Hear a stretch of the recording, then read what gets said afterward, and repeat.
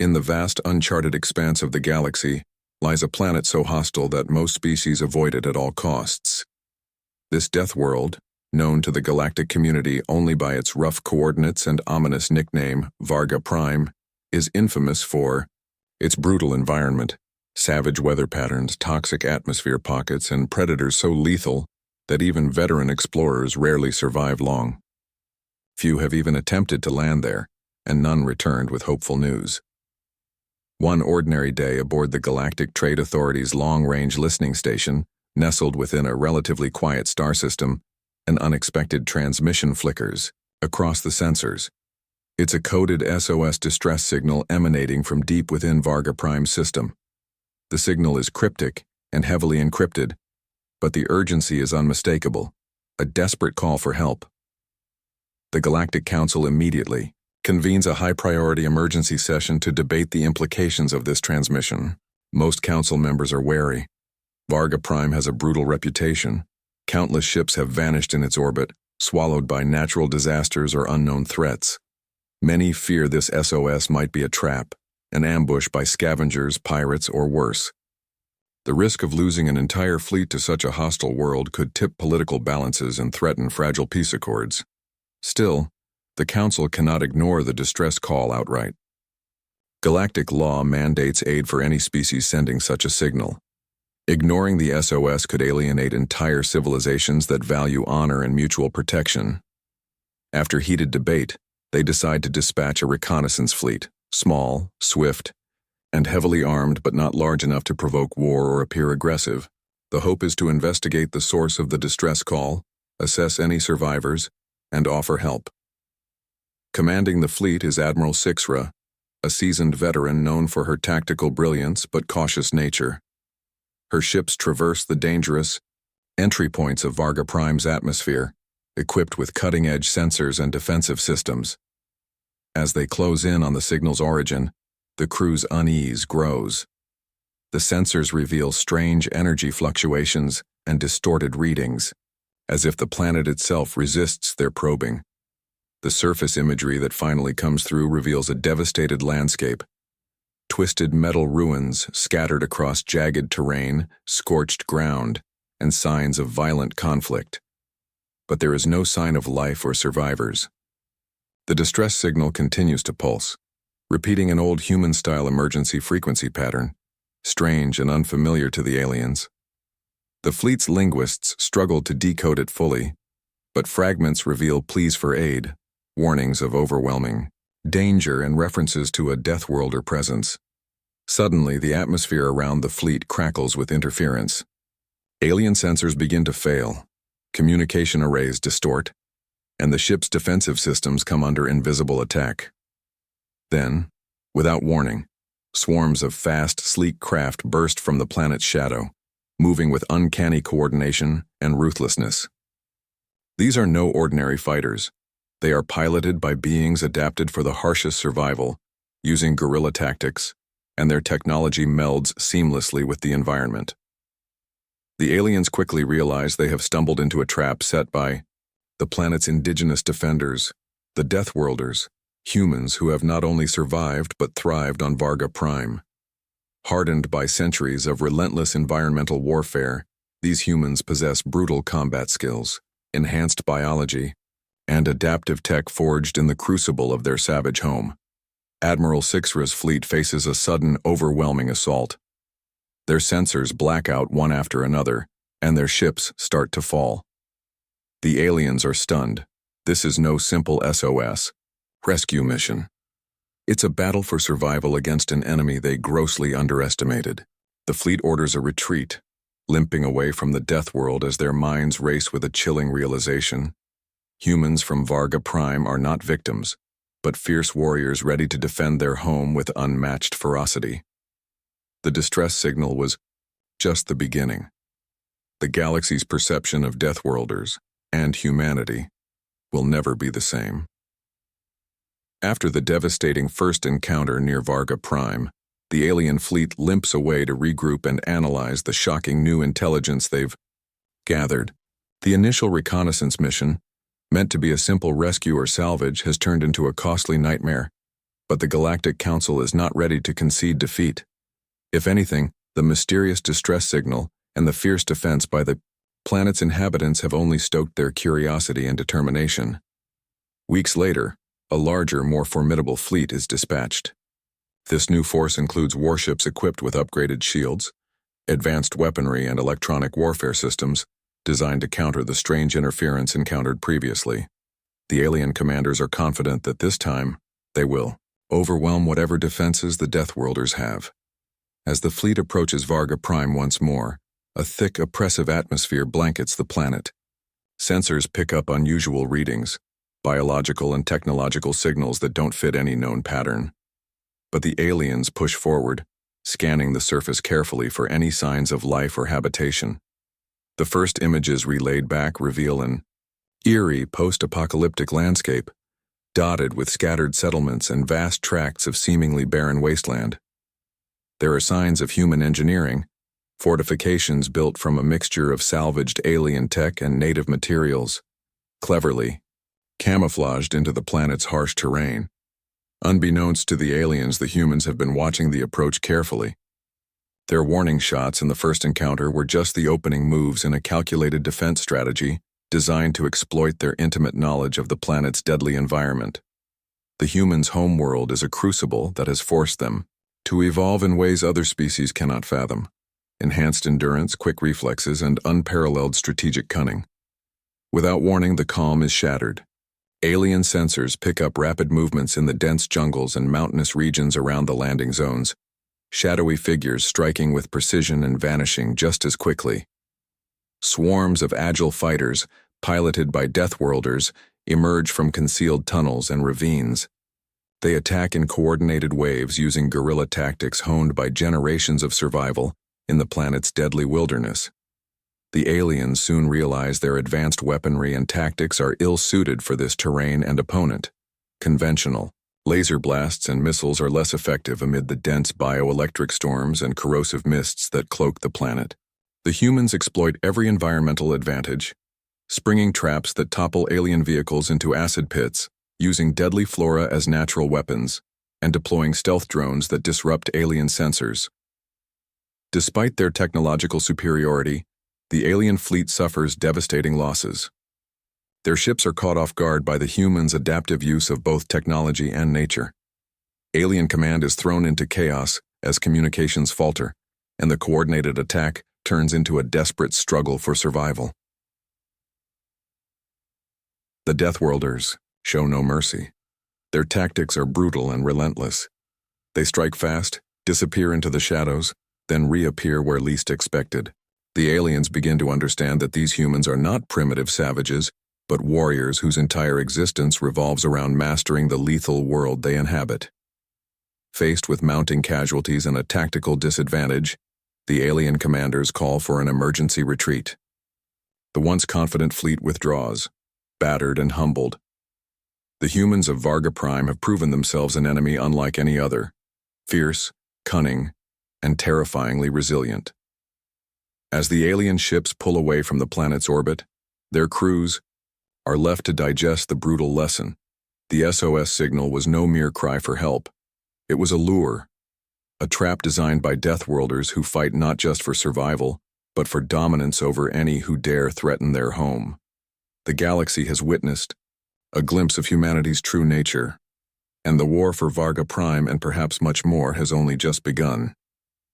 As the battered alien fleet retreats from Varga Prime, the galactic powers scramble to understand what went wrong. Their initial assumption that the planet's inhabitants were primitive and weak has been shattered. The Deathworlders, humans, have revealed a terrifying edge that no alien species expected. The story of the humans' rise on Varga Prime begins with their ancestors, who arrived centuries ago as desperate colonists fleeing a devastated homeworld. They landed on one of the galaxy's deadliest planets, where the environment itself was a relentless killer. Toxic storms churned the skies, predatory beasts roamed the wastelands, and the very soil was laced with lethal microorganisms. The odds were stacked so heavily against survival that only the toughest endured. But the humans adapted, and they did so with brutal efficiency. Over generations, Natural selection and harsh necessity forged a population unlike any other. Their physiology grew resilient to toxins and radiation, their bodies capable of withstanding extreme temperatures and crushing pressures. More than that, their minds evolved sharp instincts honed for survival. Every sense became finely tuned to detect the slightest threat in the environment. But it wasn't just biology. The Deathworlders became masters of their deadly home through ingenuity and relentless innovation. They learned to weaponize the planet's natural hazards, transforming poisonous plants into biochemical weapons and predatory creatures into living mines. Their technology, a fusion of scavenged alien parts and native materials, was designed for one purpose: dominance in this brutal world. In the underground cities and fortified outposts scattered across the planet, humans, trained from childhood, in combat tactics tailored to the planet's harsh conditions. Guerrilla warfare was not just a strategy, it was a way of life. Ambushes, hit-and-run attacks, and psychological warfare became their signature.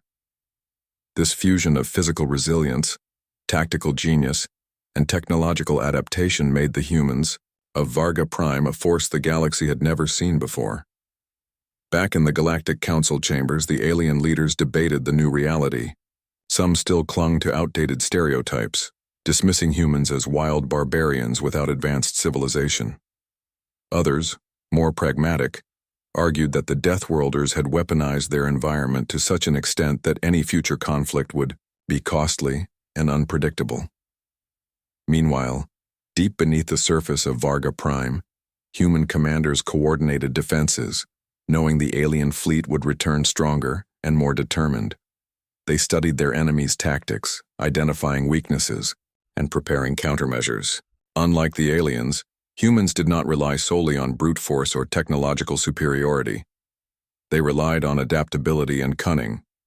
One commander, General Kale Voss, emerged as a charismatic and ruthless leader.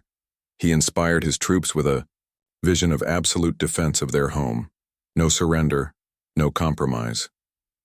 His leadership was as much about morale as military strategy, forging a fierce loyalty among the Deathworlders. General Voss ordered the expansion of hidden outposts and the deployment of bioengineered traps scattered across the planet's surface. He also directed the construction of new warships, blending alien technology with the planet's unique biomaterials, creating vessels that were stealthy, resilient, and perfectly attuned to the Deathworld environment. As the humans prepared, they sent a clear message to the galaxy. Varga Prime was not a place for invaders. The SOS that lured the alien fleet was not a cry of weakness but a declaration of strength. The galaxy watched warily, realizing the truth, that these Deathworlders were far more than survivors. They were warriors shaped by a world where only the strongest endured, and they were ready to defend their home with everything they had.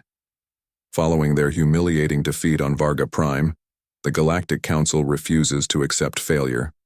The Deathworlders, humans hardened by a merciless planet, have proven a formidable foe.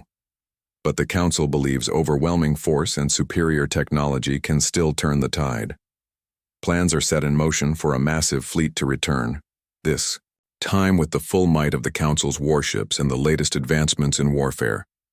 Months of preparation pass in tense anticipation.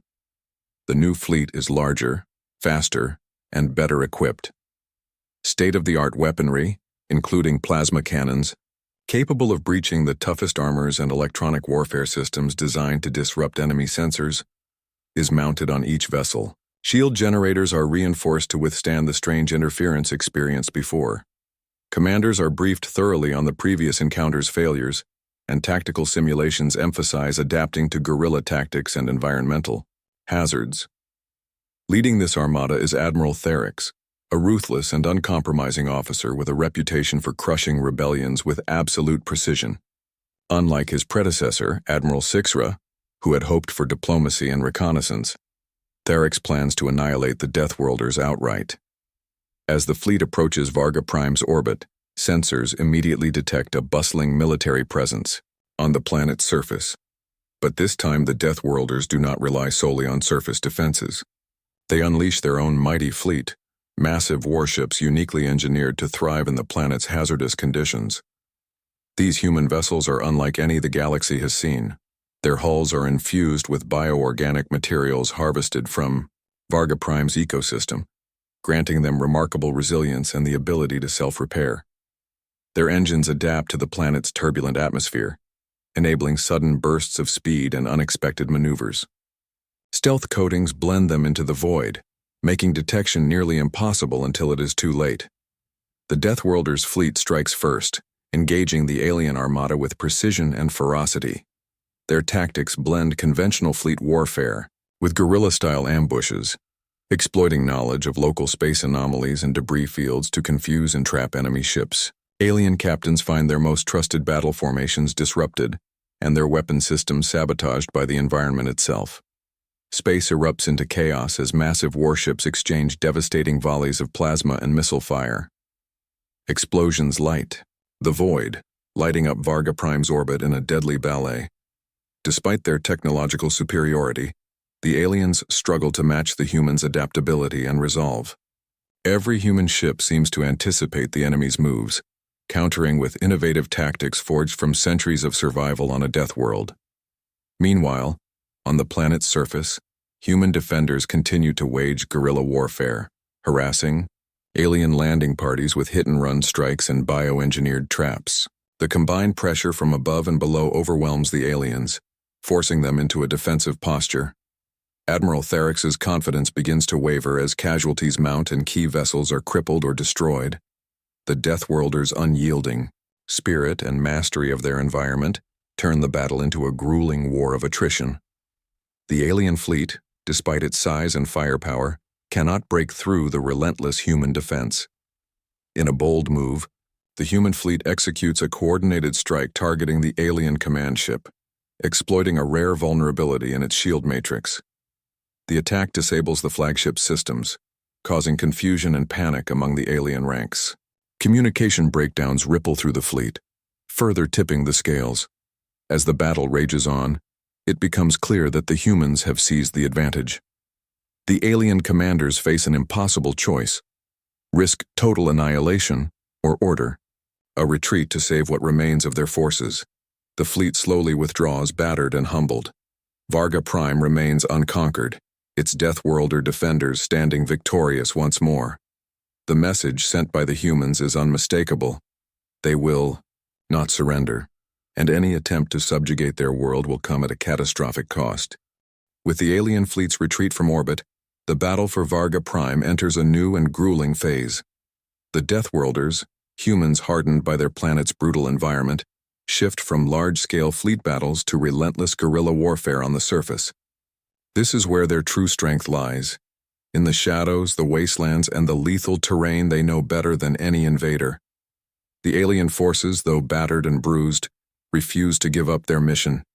They deploy elite ground troops and mechanized units to scour Varga Prime's surface, aiming to capture strategic points and force the Deathworlders into open combat, where the aliens' advanced firepower can dominate. But the planet itself becomes an ally to its inhabitants. Varga Prime's ecosystem is a deadly labyrinth. Poisonous plants that emit toxic spores, bioelectric storms that disrupt electronic devices, and sudden sinkholes that swallow entire vehicles whole. The humans have mastered using these dangers as weapons. They lure alien patrols into ambushes where the environment itself does their bidding, turning flora and fauna into deadly traps. Under General Kale Voss's command, human squads move like ghosts through dense jungles and rocky badlands. Their camouflaged armor blends seamlessly with the terrain, and their sensors detect even the faintest movements. They communicate through encrypted pulses, coordinating strikes with deadly precision. Hit-and-run attacks become the norm. Alien supply lines are sabotaged. Fuel depots and ammo caches vanish in the night. The invaders find themselves hunted at every turn, struggling not just against the humans but against the very world they sought to conquer. Psychological warfare is as critical as physical combat. The Deathworlders use loud sonic blasts and bioengineered pheromones to disorient alien troops, sowing panic and confusion. Alien morale plummets as reports come of missing squads, ambushes, and strange unseen predators stalking their camps. The human defenders are relentless. Every loss is mourned, but every victory is a step toward reclaiming their world. They know the aliens' technology is formidable, but it can be countered by adaptability, ingenuity, and a will forged in fire. Meanwhile, the Galactic Council grows impatient. Their expensive fleet and forces are tied down by a planet that seems impossible to conquer. Political factions within the Council debate whether to escalate the conflict or cut their losses. Some whisper of negotiating with the Deathworlders, but others demand total submission. Amid the turmoil, the humans prepare for the next inevitable assault. They salvage alien technology from downed ships, reverse engineering weapons and defenses to strengthen their own arsenal. The Deathworlders' war machines become hybrids of alien tech and native biomaterials, deadly, efficient, and perfectly suited to their environment. General Voss knows the battle is far from over. The guerrilla war is a test of endurance, strategy, and spirit. But with every skirmish, the Deathworlders prove they are not just survivors of a hostile world, they are its masters. As the conflict grinds on, the galaxy watches in awe and fear. The Deathworlders of Varga Prime have transformed from mysterious SOS senders to a legendary force. Unstoppable, unyielding, and unmatched in their deadly home. After months of brutal guerrilla warfare, sabotage, and relentless skirmishes, the Galactic Council decides on one final all-out assault on Varga Prime. This time they are determined to crush the Deathworlders once and for all, believing that overwhelming force will break their indomitable will. The massive alien armada, reinforced with experimental weapons and new technologies, prepares to descend on the planet in a decisive battle. But the Deathworlders are ready. General Kale Voss rallies his forces with unwavering resolve. He knows this battle will decide the fate of their home and their people. The humans have spent years turning Varga Prime into a deadly fortress, a living weapon. Every mountain pass, every jungle clearing, every ravine is booby-trapped, defended by soldiers who have turned their planet's lethal environment into their greatest ally. As the alien fleet approaches, the human fleet rises from hidden bases, deep beneath the planet's surface. Their bioorganic warships, forged in the planet's crucible, meet the invaders in orbit. The clash in space is fierce, echoing the battles of the past but with even higher stakes. Simultaneously, massive, alien landing forces descend, aiming to overwhelm the human defenders by sheer numbers, but they face a planet transformed into a death trap. Alien dropships are shot down by long-range plasma turrets camouflaged among toxic forests. Infantry is ambushed in acid swamps and mazes of razor-sharp crystal formations. The humans fight, with a combination of high-tech weaponry and primal ferocity, knowing that failure means extinction. The battle rages both in orbit and on the surface. The humans' ability to adapt quickly, to fight on their own terms, turns the tide. Alien commanders, despite their advanced technology, find themselves outmaneuvered by soldiers who know every inch of the terrain and exploit every weakness. In a decisive moment, General Voss orders a coordinated strike on the alien command ship orbiting the planet. Using a mix of stealth ships and electronic warfare, the humans disable the flagship's shields and communication systems. With the alien fleet thrown into confusion, human fighters capitalize on the chaos, crippling vital vessels and shattering their formation. On the ground, the Deathworlders launch a final relentless assault against the remaining alien forces. Their unity, resilience, and sheer will overwhelm the invaders, driving them into a desperate retreat. The Galactic Council's forces withdraw, defeated and humiliated. The SOS signal that once beckoned for help had been a trap, a rallying cry for a people forged in the harshest crucible imaginable. The Deathworlders have won, not just survival, but a powerful, undeniable victory. Varga Prime stands as a testament to human resilience and strength. The galaxy is forever changed, recognizing that these Deathworlders are not merely survivors but masters of war and strategy. The message is clear. Humanity will fight to the last breath to defend its home, and anyone who underestimates them will pay a terrible price.